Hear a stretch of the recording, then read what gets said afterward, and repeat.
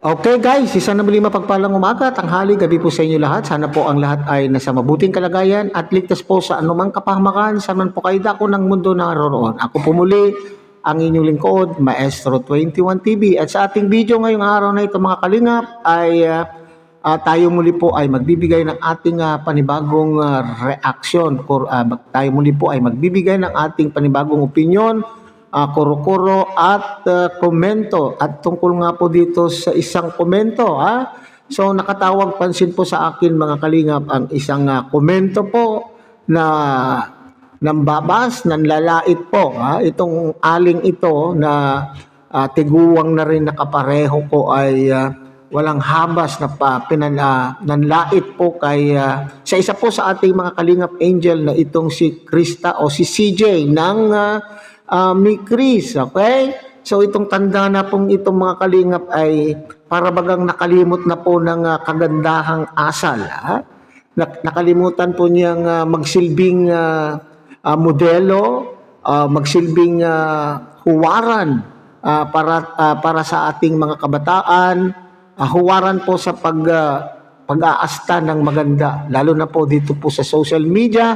Pero napansin po natin mga kalingap, ang kanya pong asal ay hindi din po, walang kakwenta-kwenta rin po. Okay, so nandyan po sa ating, kay bago po yan mga kalingap, ay tayo muna po ay magbibigay pugay sa ama at founder po ng Kalingap, Kuya Bal Santos Matubang. At tangkilikin po natin Ate Edna Vlog, Kalingap Rob. At kung bagong silip lang po kayo sa ating munting channel, sana po ay inyo rin pong tangkilikin sa pamamagitan po ng pagbibigay nyo po ng like, share, and subscribe. At tuloy pindutin na rin po ang notification bell. At nang sa ganon, tayo pa rin po ay magkita-kita at magsama-sama sa susunod pa pong mga reaction videos na ating gagawin. Likewise, may kilaw shout out sa ating mga kasamahan po dyan sa Karepa, Kalingap Reactor Partners. Sa pamumuno po yan siyempre ng ating Presidente Javier De Leon aka Mirador, at ganun din po sa ating mga Kalingap partners, Kalingap Charity Vloggers, lalo na po yung mga nariyan po sa iba't ibang Kalingap landing pad na mayroon po tayo sa ating bansa. Okay? So sa ating pong, at ganun din po mga Kalingap, shout out sa ating mga Mi Chris supporters at saka lahat po ng mga supporters ng ating mga love team. Okay? Bagamat napipintong balibalita na napipintong mawala ng mga love team, pero at alam ko na riyan pa rin po kayo, patuloy pa rin po kayong sumusuporta po sa inyong pong mga iniidolong mga tandem o mga love team. Okay? So advance Merry Christmas po sa inyong lahat, lalo na po sa ating mga pumupunta po sa ating channel at sumusuporta sa munting channel ito. Advance Merry Christmas sa ating lahat. So sa ating pong pagpapatuloy mga kalingap, ay nariyan po yung komento ng naturang lola, Ale. Okay, so matatawag na ba natin siyang lola? Nandyan po din ang kanya pong pagmumukha sa ating monitor. Lola na ba ito mga kalingap? Kapareho ko na rin ba siyang tiguwang? Okay, so sinasabi po niya sa kanya pong komento na itong si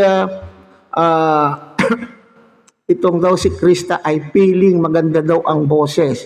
Okay? So unang-una sa lahat ay wala naman pong nagsasabi. Hindi naman po sinasabi ni Krista na maganda ang boses. Sino po yung nagsasabi na mayroon siyang magandang tinig? Okay? Ito pong mga taga-suporta. Lahat tayo ay may kanya-kanya tayong pagtanaw kung ang boses ng isang tao ay maganda o hindi. Kaya tayong mga tagapakinig, tayo ang nagsasabi kung maganda yung ating napapakinggan na tinig ng mga umaawit o mang-aawit for that matter. So hindi naman po personally, hindi naman po niya ipinagyabang, hindi naman niya ipinagmalaki na siya po ay may magandang tinig. Okay? Ngayon, kung sinasabi mo na feeling maganda ang boses, o ibig sabihin ba hindi ka nagagandahan sa boses po ni Krista? So bakit nandyan ka nanonood sa pag-awit ni Krista, hindi ba? Kung ayaw mong makinig at napapangitan ka, hindi mo gusto yung iyong napapakinggan na awitin, edi lumayas ka. Hindi ka kawalan. Hindi ka kawalan sa mga naniniwala o nagaganda ka ng kanya pong tinig. So itong mga taga-suporta ang makapagsasabi kung nagagandahan ba sila o hindi sa kanya pong tinig at saka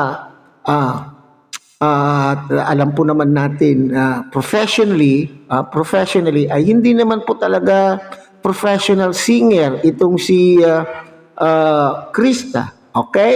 So para sa akin naman po, sa aking pandinig, mayroon potential. Okay? Mayroon potential po yung boses po ni Krista. Kinakailangan lamang pong i-develop. Yun po. Kinakailangan pong lang dumaan sa isang ano tawag diyan? Dumaan sa training, magkaroon sana siya ng proper training at nang sa ganon lalong gumanda pa po yung kanyang tinig at lalong gumaling na singer at nang sa ganon itong babaeng ito na itong si ano nga ni ang pangalan nitong babaeng ito mga na itong lola na ito o itong tiguwang na ito ay pagbalik siguro pagka nagkaroon ng proper training po itong si Krista ay nako. So karapatan mo na ikaw ay magsabi niyan, pero kinakailangan pa bagang i-post ano po yung layunin mo kung bakit ipinost mo na itong si Krista ay feeling singer o feeling na maganda ang kanya pong boses. Hindi naman po niya sinasabi na maganda po ang kanyang boses. Ang nagsasabi niyan ay yung mga taga-suporta at mga taong nagagandakan. Sabi ko nga, para sa akin, may potential po yung boses po ni Krista. Okay, so punta naman po tayo mga kalingap sa sinasabi po ni Bianca Ibon. Itong Bianca Ibon, pati nga pangalan ay Ibon. Oy, Bianca Ibon, nung sinasabi mo naman po na itong si Krista ay nagpapapansin. Kanino nagpapapansin? Sa'yo ba nagpapapansin? Wala kang pakialam kung kanino po siya gusto magpapapansin. Para sa akin naman po, hindi naman po nagpapapansin si Krista, kundi ginagawa lamang niya yung kanya pong yung trabaho na kanyang na ibinigay po, na inaatang po sa kanya. Okay, so kinakailangan kapag ikaw ay entertainer, kinakailangan kapag ikaw ay entertainer, o di ba kinakailangan gawin mo ang lahat upang ikaw ay mapansin, ano po ang silbi yung effort? O ano ba yung layunin ba kung bakit ginawa pong entertainer itong tandem na ito? Upang makahikayat ng tagapanood. Kaya upang magkaroon ng maraming views at lumaki ang kanila pong revenue na siya naman din pong ipantutos-tos po ni Kalinga Prab sa kanila pong pangangailangan, lalo na po sa kanya pong pag-aaral. Bakit po siya nagpapapansin? Kinakailangan mapansin po siya upang sa ganon ay makahikayat ng mga sponsor. Ganon lang po yun. Ngayon, kung sa feeling mo, sa tingin mo ay nagpapapansin, bakit? Ibig sabihin pala ay epektibo itong si Krista sa kanya pong ginagawa. Kasi ultimo ikaw, Bianca Ibon, ay napansin mo rin.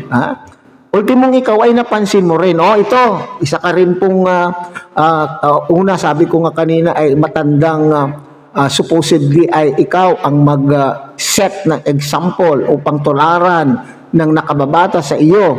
Yung lalo na kung mayroon kang mga anak, na mayroon kang anak, ay papaano kang mag-set ng example? Ay ikaw naman po ay pintaserang numero 1, tingnan mo nga yung pagmumukha mo kasi sinabi mo po dyan ay kamukha ni Krista itong si Kiray Celis. Ano ang mo? At least kamukha niya po itong si Kiray Celis. Di mo ba alam na itong si Kiray ay isang artista? Ibig sabihin, maraming nagagandahan po kay Kiray. At mapalad po itong si Kiray ay nakapangasawa po siya ng mayaman. O ikaw, sinong napangasawa mo? Kagandahan ba ang iyong pagmumukha? Kayo na pong humusga mga kalingap. Nandiyan po sa ating monitor ang kanya pong pagmumukha.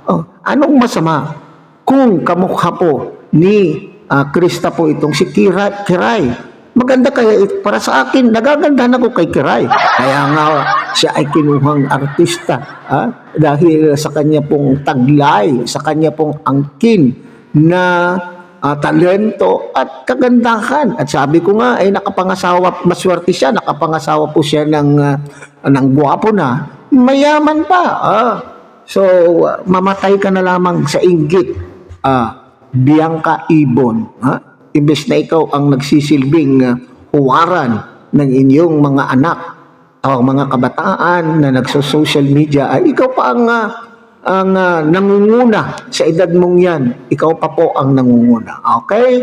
So hanggang dito na lamang po mga kalingap. Ulit ang kilikin po natin, Kuya Bal Santos Matubang, Ate Edna Vlog, Kalingap Rob, at kung bagong silip lang po kayo, bagong dating lang po kayo sa ating munting channel, sana po ay inyo rin pong tangkilikin sa pamamagitan po ng pagbibigay nyo po ng like, share, and subscribe, at tuloy pindutin na rin po ang notification bell. At nang sa ganun, tayo pa rin po ay magkita-kita at magsama-sama sa susunod pa pong mga reaction videos na ating gagawin. Muli, isang mapagpalang umaga, tanghali, gabi po sa inyo lahat. Mabuhay po kayo at God bless everyone.